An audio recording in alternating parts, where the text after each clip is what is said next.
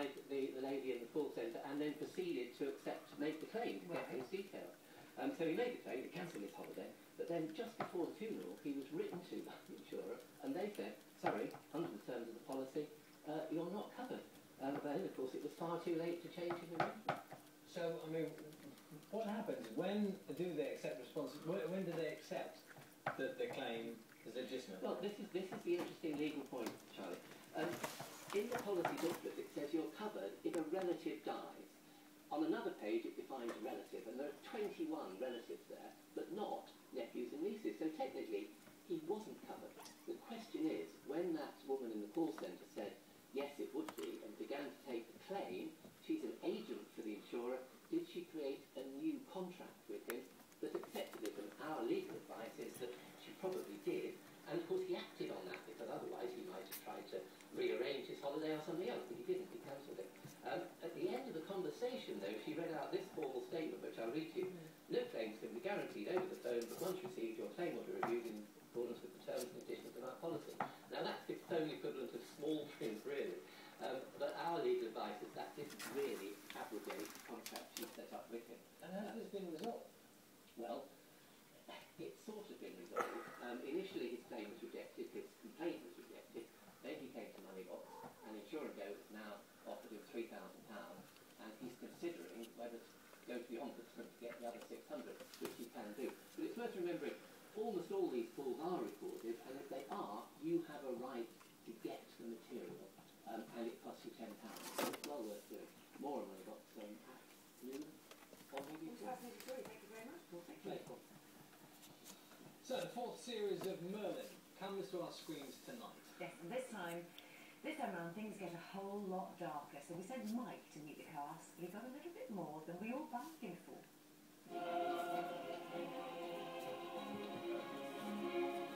I strode into Camelot wearing my chainmail with pride. It's more important than ever to be a team player this year because Arthur now has the Knights of Camelot to support him. Well, at first it was a tall order getting noticed. Once the food and wine flowed, I really started to feel like I was one of the boys. But someone had other ideas and was determined to change me into someone more sinister. In Series 4, Morgana is hell-bent on destroying anyone who might disrupt her plans. And she wasn't going to miss this chance to persuade me to join her cause. Come sit at my round table. It's so much more fun being bad. She'd left me with a dilemma. But luckily, I was able to turn to someone in the same boat as me. The knife of the bushel. How goes it with that? Making his debut in the series, it's Arthur's Uncle Agravain, also caught in that tussle between good and evil, as the plot lines turn more sinister. We've had 3 years of Aldous getting older. The only ones are still being enticed, and the other ones are going, okay, we've come up a bit, we need something a bit more, a bit darker, and that's what they've got. I needed some thinking time, but I wasn't alone for long. I'd been rumbled. Oh, whoa. Sir Michael's breakfast. What's this? Your Highness, I don't know what to say. She's just so persuasive. Still smoking nose, my friend. 70 miles.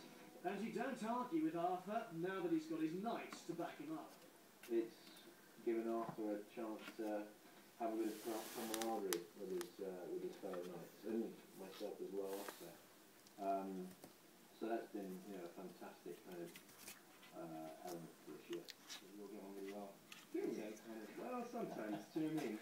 You sure? I get back to get big kiss. You need that camaraderie just to get through the physical challenges facing the knights every day. I am more than capable with the lance. My trusty steed obeys my every command. And I carry myself with great dignity in front of the prince. So, Bernie, what sort of things are being different about this? Anyway, back to our story and an insight into what's in store if I get in with the wrong crowd. This series, certainly the 3-part opener is quite unnerving. It plays on us sort of the old childhood fear of the dark and what could be lurking in the dark. And so it was that the wise words of a young wizard finally brought me to my senses. There's one thing that might sway it. Camelot side's a better football team. Really? Why didn't you say so earlier?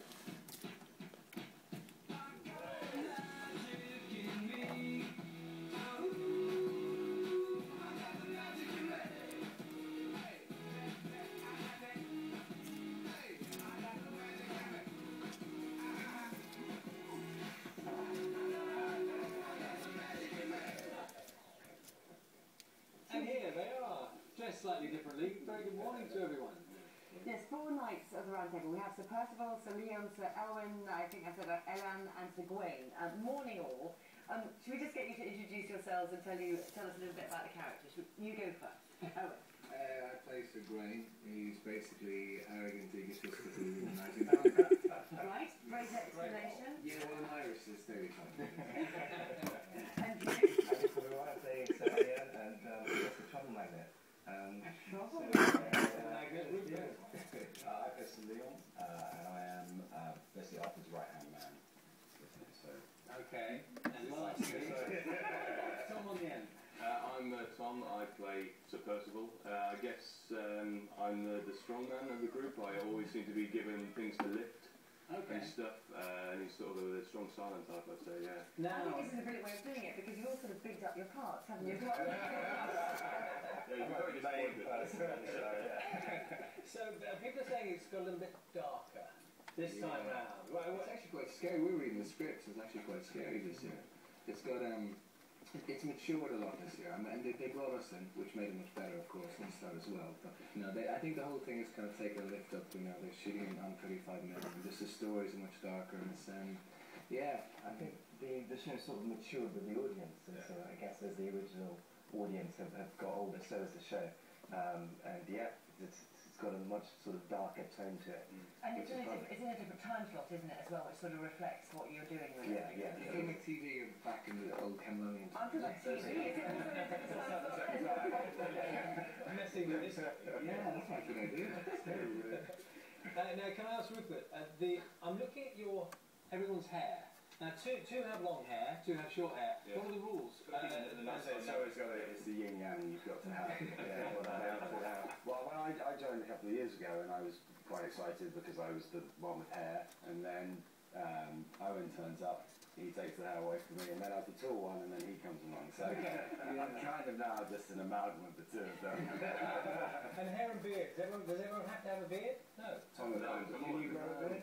Can you grow a beard? Have you chosen? I can. I think there was a little mix-up when we started, and I started with a beard and then lost it a couple of days into filming. Well, are you told? Are you given? I mean, it sounds a bit silly, but are you given instructions about what you're? Can I be honest with you? After next week, I'm going to shave my head and shave my beard, and I can't wait. You're forced to have it. Well, I can't see. I actually can't see what's going on, and it's beginning to get a bit frustrating. Welcome to my world. I feel a lot of sympathy for you now. I do. I think a lot of it when I auditioned, I had a beard, and then they keep it. And in fact, at the beginning of this year, my hair was slightly shorter, and then they said throughout the series, no, you've got to grow it back to where. But it's not even a little bit, I think. They kind of wanted to change too much. I'm like, who's this new kid? Yeah. I can imagine. It would confuse people. And I mean, you do the same thing with your hair, though, right? To keep everything very consistent. It's not in the contract. But of course, in television news, beards is deemed to be not good. But it clearly is.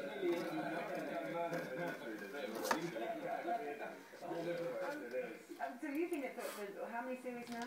This is my third, so I joined in series 2. Right. When it first started out, I watched right from the beginning, I'm fair to say. When you joined the second series, did you have any idea how hugely successful it was going to be, actually? For me, no. I mean, I watched the first series and really enjoyed it, and then you just it's an amazing feeling on set because it's an amazing group of people. The crew are fantastic, and everyone. It's just such a great unit, which is unlike a lot of jobs. And so there's something special when you join in the stunts. My first episodes were a huge jousting episode. So out in France, there are these crazy stunts going off, and you're going, this is amazing. So who's got hurt? Has anyone got hurt doing anything so far? Probably We've all had a little Yeah. Okay, but when you're jousting, not presumably. What I was going to say that most of the injuries have happened to offset. Because you're having too much fun. I don't know. It was when you walked into the trailer, wasn't it? Well, the trailer walked in for me.